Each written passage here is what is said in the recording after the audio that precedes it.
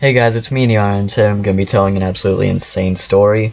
It's going to be on who we can call, Daniel. So, when my parents moved into our house, it was early in 2009. My dad started to introduce himself to our neighbors, but then he came across Daniel's house. This was before their first experience with Daniel. Daniel was already outside and had started to walk towards my dad.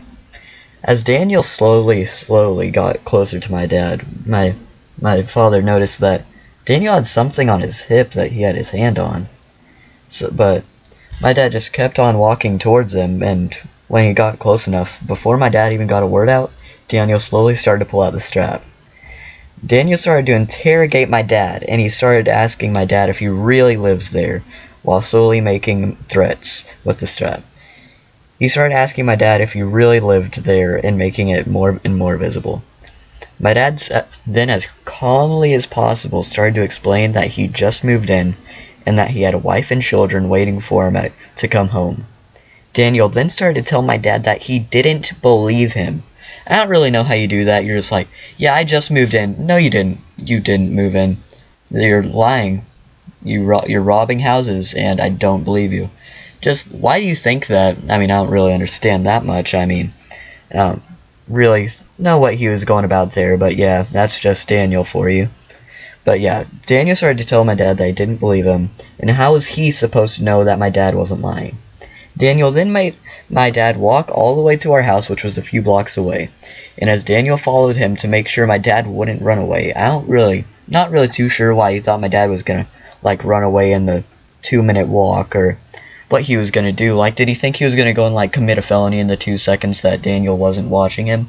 What did he really think my dad was gonna do? Did he think he was gonna, commit arson or murder? I'm not really sure. But hey, that's just Daniel for you. The absolute bro, I mean, the ultimate team player. I mean, sure, you might be in the Olympics, and you might be on, you might be in the NFL, so you might think you're good at teamwork, but no, Daniel's really where it's at. Daniel's really just a pro at all things teamwork, but yeah. So he started following my dad home to make sure he wouldn't run away, so he could check on my dad and see if he really did live there. Not sure why he didn't think he'd live there, but he did. When my dad got to my house, Daniel watched from the curb as my dad knocked on the 2 front doors, and my mom answered. Obviously, my mom did know my dad. I don't really know why she wouldn't, but Daniel didn't believe her for whatever reason. He thought that my mom was lying. Not exactly too sure why, but he did. He then made my mom answer questions about my dad. I don't really know how he verified that the answers were right, since he'd known my dad for 2 seconds, and those 2 seconds were him interrogating him and calling him stupid and that he didn't live there. Not really too sure, but he's really just the alpha in this situation. What can I say? Yeah.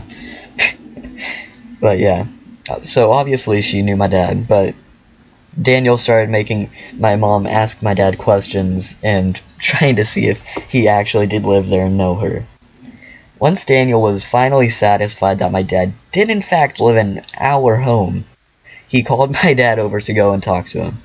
My dad obviously just didn't want to go and talk to the guy who just pulled the strap on him and threatened him in front of his wife and questioned him. I don't really know why he did all that, but yeah, he did. That's just Daniel for you. But yeah, he started calling my dad over, and obviously my dad just didn't want to go to him. But not wanting to get caught popped, my dad just had to walk over to him.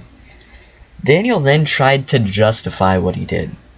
Not exactly sure why or how, but he tried, and somehow, I don't know how, but my dad didn't, say anything to him. I guess just because he was, scared because he just got threatened at their strap point, you know what I mean?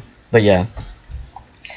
But Daniel then tried to rectify that he thought my dad was robbing houses, and that's why he kept the strap on him. I mean, I'm not really too sure what Daniel was planning on doing, because, yes, of course, my 40-year-old dad in the suburbs is just going around robbing houses in broad daylight, and especially when Daniel's around. When it's night and Daniel's not around, no thank you. Who would want to rob a single house then?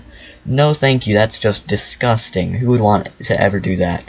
But if it's daylight and Daniel's out there, I mean, perfect circumstances, why not? But yeah, he tried answering and saying why he thought that why he thought he could do anything. Because yes, who needs cops when you have a 5'3", 300-pound man just sitting around trying to be a cop and trying to feel the first sense of authority he's ever felt in his life since he was a child. But yeah, I'm not really too sure, but yeah, he truly is just your neighbor. Wow, I'm stuttering bad. He truly is just your friendly neighborhood kind of cop. I don't really know what he wants to call himself, but yeah.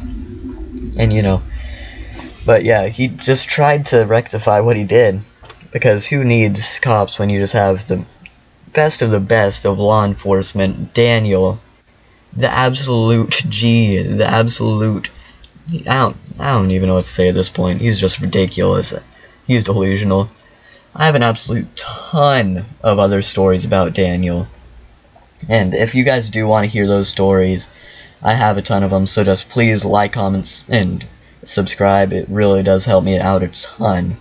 It does help me know that you guys are watching this and you are liking what I'm doing. If you do have any ideas, though, please do put it in the comments. That does help me a ton. But yeah, might be making another video of this tomorrow, but yeah, see. And without anything else to say, this is Neon saying see ya, and bye.